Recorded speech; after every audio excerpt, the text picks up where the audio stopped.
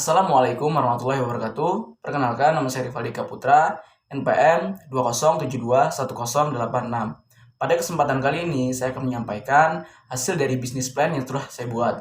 Nah, yang pertama, nama usaha ini adalah Modern Coffee. Produk yang ditawarkan pada usaha ini adalah kopi bubuk dengan jenis Robusta yang dijual dengan menggunakan konsep kemasan yang modern serta menarik pada kalangan remaja, seperti menambahkan kalimat-kalimat motivasi di dalam kemasannya, serta sistem pengemasan yang juga bersih serta higienis bagi para konsumen.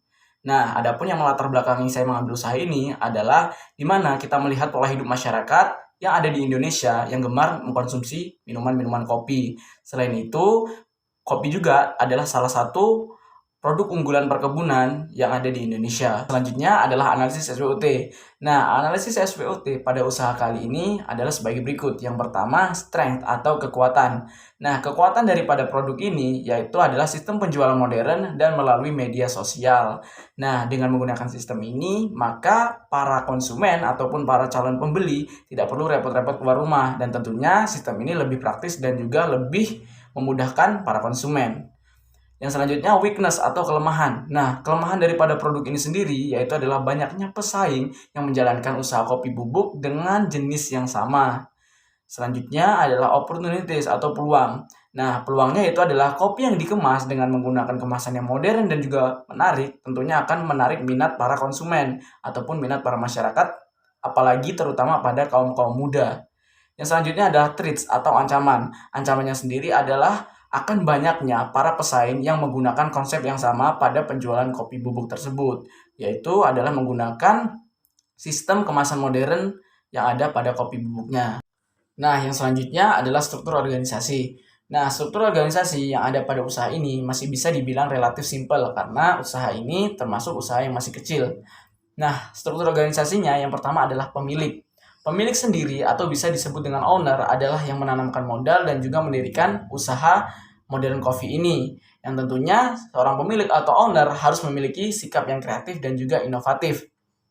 Yang selanjutnya adalah staf koordinator lapangan. Staf koordinator lapangan tentunya bertugas untuk membimbing ataupun memberi arahan untuk karyawan-karyawan yang bekerja pada usaha ini dan juga memberikan koordinasi hasil daripada produksi yang telah dilaksanakan. Yang selanjutnya adalah staf administrasi dan keuangan. Staf administrasi dan juga keuangan tentunya mengatur keluar masuknya pembiayaan yang ada pada usaha ini. Yang tentunya seorang administrasi dan keuangan harus menguasai komputer dan internet seperti Microsoft Office dan juga lainnya. Yang selanjutnya adalah staf pemasaran. Staf pemasaran sendiri memiliki kemampuan public speaking yang baik. Yang tentunya staf pemasaran berfungsi untuk menjalin atau memberikan hubungan kepada para konsumen dan juga menarik minat para konsumen dengan menawarkan produk yang kita tawarkan, yaitu adalah Modern Coffee. Nah, seorang staf pemasaran harus cekatan dan aktif dalam menjelaskan produk yang kita pasarkan. Yang selanjutnya adalah staf produksi. Staf produksi sendiri adalah mengatur atau mengawasi jalannya proses produksi, baik mengatur penjadwalan ataupun proses-proses yang akan dilaksanakan dan juga proses-proses lainnya. Nah, yang selanjutnya adalah perencanaan perusahaan atau pabrik. Nah, untuk tempat perusahaan atau tempat produksi daripada kopi bubuk Modern Coffee ini yaitu direncanakan di Desa Negara Ratu, Kecamatan Sungai Utara, Kabupaten Lampung Utara. Nah, tentunya pelaksanaannya sendiri setelah penyusunan dan persiapan lainnya telah disiapkan atau telah matang. Nah, untuk selanjutnya, proses perusahaan atau bangunan usaha akan didirikan di atas tanah dengan luas 4 kali 4 meter. Nah, untuk kapasitas produksinya sendiri dalam 1 bulan yaitu adalah 15.000 bungkus untuk kopi bubuk dengan kemasan 110 gram. Lalu 2.500 bungkus untuk kopi bubuk dengan kemasan 250 gram dan 1.250 untuk kopi bubuk dengan kemasan 1 kilogram. Nah, kemudian yang selanjutnya adalah marketing mix atau bauran pemasaran. Nah, pada bauran pemasaran ini terdapat yang pertama adalah produk. Nah, produk yang dijual pada usaha ini adalah kopi bubuk Modern Coffee yang merupakan produk yang termasuk dalam barang produksi, di mana barang tersebut dibeli dan dikonsumsi oleh konsumen dan diperjualbelikan kembali. Oleh karenanya, produk kopi bubuk ini harus memenuhi unsur-unsur yang sesuai dengan konsumen, dengan kebutuhan, dengan keinginan, serta kepuasan konsumen dengan menggunakan kualitas, merek, kemasan, dan juga label. Selanjutnya adalah harga. Nah, harga pada kopi bubuk sendiri tidak semuanya sama, akan tetapi disesuaikan dengan jenisnya. Harga kopi bubuk jauh lebih besar jika dibandingkan dengan harga kopi gelondongan. Itu disebabkan karena harga kopi bubuk melalui proses-proses yang cukup panjang sehingga memerlukan biaya yang cukup banyak.